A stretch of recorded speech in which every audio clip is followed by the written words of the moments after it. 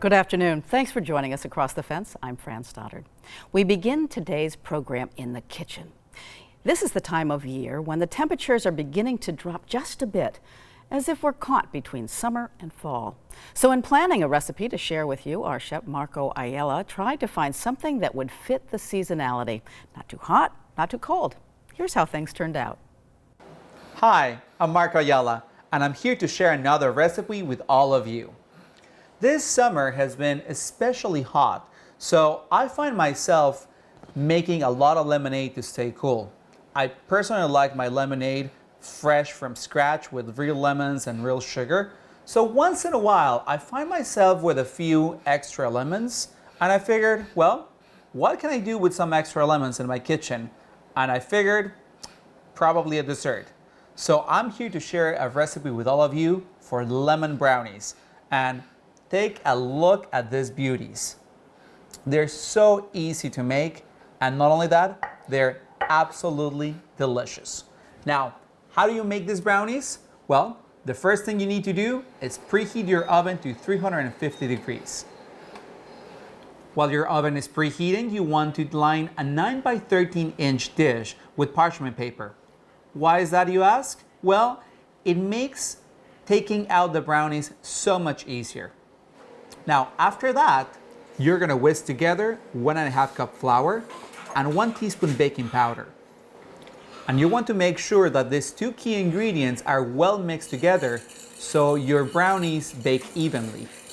The one thing that takes a little time about this recipe is zesting the lemons, because you're gonna need 2 tablespoons zest and 2 tablespoons fresh lemon juice for the cake, and 4 tablespoons zest and 3 tablespoons lemon juice for the glaze. So once you have your lemons zested, you want to beat together in a large bowl 1 cup butter, 1.5 cup sugar, 2 tablespoons lemon zest, 2 tablespoons lemon juice, and you want to mix that until it's light and fluffy. And you will notice that the mixture is going to become a little pale in color. Once that happens, that is like nice and creamy and pale, you want to add 4 eggs, mixing them one at a time until they're very well combined. And check out that mix. Doesn't that look gorgeous? Once all your wet ingredients are well combined, you want to start bringing in your dry ingredients, beating it a little bit at a time. Make sure all the ingredients are very well mixed together, and you're going to end up with a batter that is silky and with a beautiful lemon color. Once the batter is done, it's time to pour it into a parchment paper lined dish. Make sure to spread the batter evenly across the pan with special care to the corners so they're very well filled. And now it's time to put it in the oven. You're going to bake the mixture at 350 degrees for 25 to 28 minutes. Now, it's very important that you don't overbake it because you don't want your brownies to be dry. So when you insert a toothpick near the center, make sure that it comes out with moist crumbs. And Rudy, my sous chef, kept tapping his foot to let me know that I was taking too long with this recipe. And while the brownies are cooling, you're gonna start your glaze. You're gonna zest a few more lemons because you need 4 tablespoons lemon zest and 3 tablespoons lemon juice, which you're gonna add to 1.5 cups confectioner's sugar. And you're gonna mix those ingredients well until the mixture is liquid but not watery. Then you're gonna pour the glaze over the lemon bars and spread evenly. And this is the hardest part, the waiting, because you have to allow the bars to cool overnight for the glaze to harden. So in the morning, remove the bars from the 9 by 13 inch dish and cut them into bars. And it's up to you how you cut your brownies. You can make bigger brownies, or you can make smaller brownies if you're gonna share them with friends or neighbors. And let me tell you, these are so good. They're very rich. And let me show you right there. Look at that texture. Isn't that beautiful? And remember to follow Across the Fence on social media.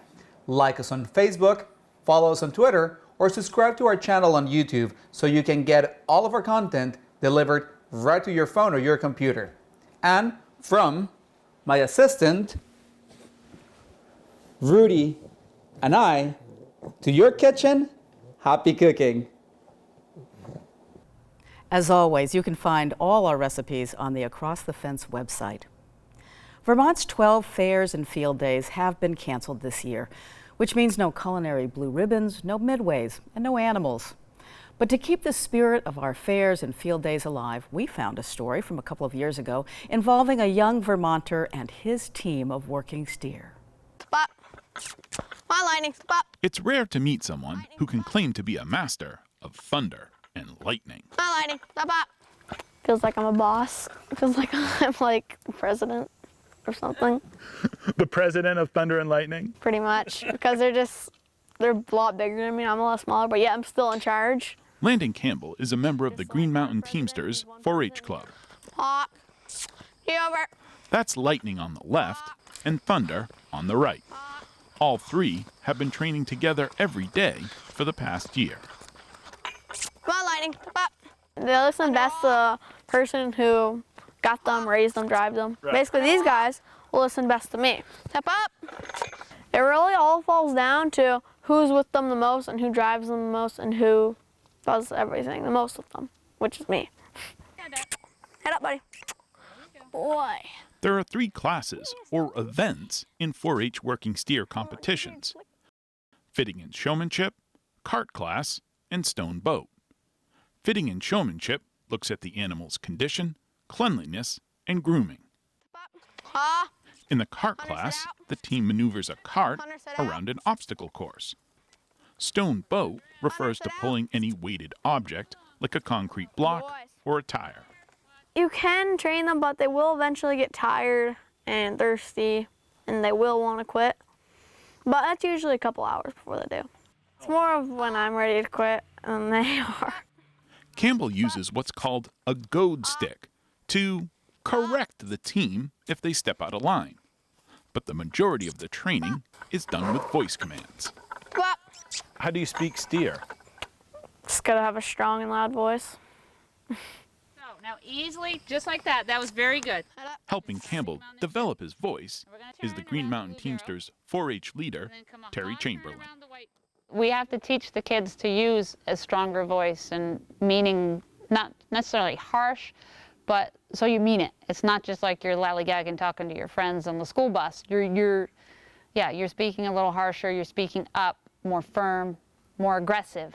That is a very, very big lesson that I have to teach the kids. Some come by it naturally, others, no. You really have to work with them to get that. You're the boss. This is how you're controlling these animals. Be more aggressive. Use your voice. Louder. I need to hear you. On her back. On her back. Chamberlain has a no-nonsense approach to teaching kids and animals, Lightning set. something she's Lightning back. developed over 25 years of being a 4-H leader. Lightning back. Thank you. At times, I teach the kid more than I have the child teach the animals. You're getting the two to work together as well as the teamster, so it's actually a team of 3. You have to get them all on the same page working together. Oh, love Like them that. up. Love them up. That's Good right. Tell them boy. they were good boys. Good job. Vermont 4-Hers can compete in 3 working steer shows each year. Some of the fairs also offer open shows, which means 4-Hers compete against adults. For Chamberlain, getting to go up against a 4-Her she's taught is the ultimate test of her skill as both a teamster and a teacher. It makes you feel good. You can say, oh, wow, I actually taught them how to do this and watched them grow. But I usually give them a run for their money. I mean, that's the best thing as a teacher, to see your students beat you. Come on, boys. Head up. Heads up, guys.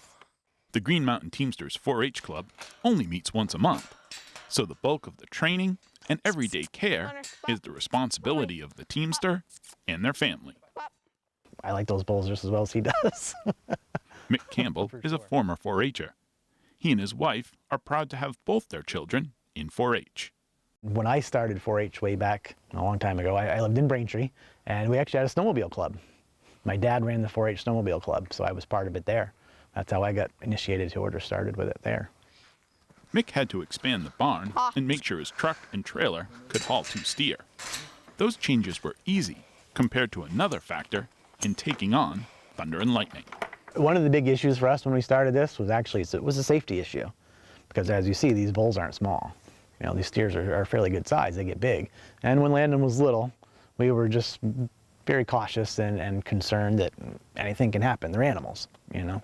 So we were erred on the side of caution for sure, because just a big safety issue with us. And as he's progressed and gotten older and gotten better with them and stuff, it's been kind of tough. But we've tried to pull back a little bit and let him mature and let him do his own thing. And he's progressing very well, and we are too.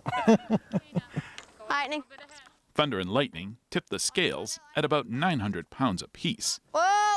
Landon, Thunder, not so much. And how much do you weigh? About 90 pounds, maybe. So you're 95. and you're pushing around these nearly 1,000-pound animals. Yes, that's true. That's very true. Head up! Really, it doesn't matter what size they are as long as they behave. You can have animals taller than you, and if they behave, then they're fine. Another safety concern of training working steers is their horns.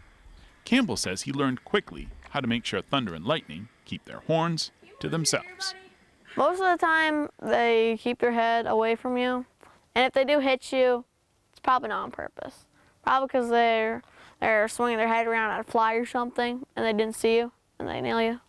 Thunder, head up! Campbell considers getting horned in the ribs by a 900-pound steer child's play compared to another responsibility of animal care. Really, the hardest part is cleaning their stall out. Yeah, you have to clean up all the poop out of there, all the wet sawdust and everything, all the hay they throw on the floor and then they poop on. So you got to clean it all out. That's really the hardest part. Stop.